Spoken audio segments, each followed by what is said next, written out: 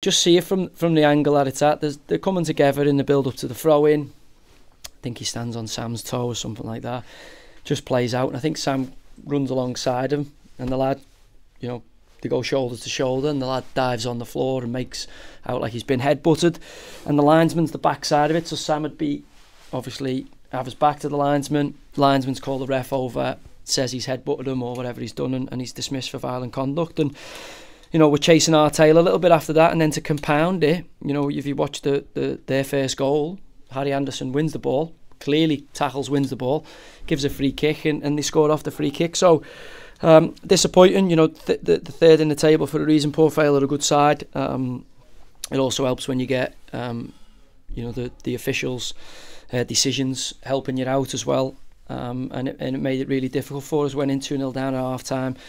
Made a little tactical tweak, and I thought we were excellent with 10 men in the second half, and we pushed and we fought, but the going down to 10 men, it's just too much of a handicap for 75 minutes or whatever it was. So disappointed for the lads, but I thought we were really good second half in the face of the adversity. But we've got to not allow the referees to make those type of decisions, and we've got to be a bit more streetwise. Yeah. Dealing with the red cards, any complaints about the second one? No, I think the ball bounces.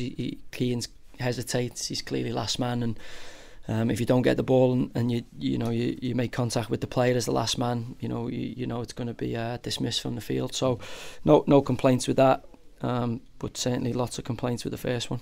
And is that almost, you talk about streetwise, is it asking your players not to put themselves in that position? Is that what you have to do? You have to be whiter than white?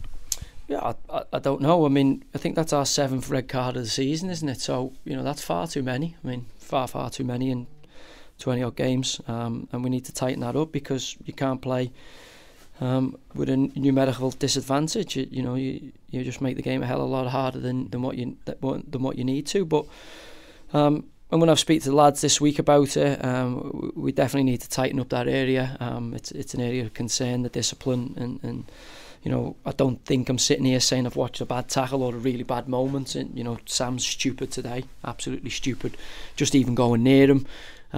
But he's adamant in there that I haven't he's just gone shoulder to shoulder. He's pushed me 2 times, stood on my toe. I've walked off, and he's just play acted and got him sent from the pitch. But as I said, if I was playing against Sam Finley, that's what you would try and do. You would try and get him riled up and get his eye off the prize, because when he's on it, he's clearly a very talented player, and if he does have a weakness, it's that he can get distracted in games. He can get caught up in the emotion of a game, and today he's paid the price for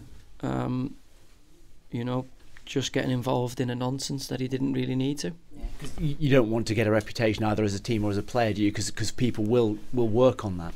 Well, let's be honest today, he was not very good for us, the referee, was he? Let's be honest. I mean, we possibly could have had a penalty. I mean, I don't think it was, but I've seen him given. It was just a poor performance from us in terms of not staying with 11 men. If you don't stay with 11 men, you're always going to make it tough. So, really frustrated. But yeah, look, we keep moving forward. It does give you a bit of a headache looking ahead with defenders, particularly with Keane obviously not going to be available at the weekend, and you've got a few injuries in that part of the pitch. Yeah, we'll figure out something, and we'll have a plan for the game Saturday. But I think that's to compound it. Not only do you lose Sam Finley for 3 games, you lose Keane for a few games. So disappointed. But again, we've shot ourselves in the foot tonight. We haven't been beat. Port Vale, as I say, 3rd in the table. That's the level of the league, and so we've got a bit of work to do.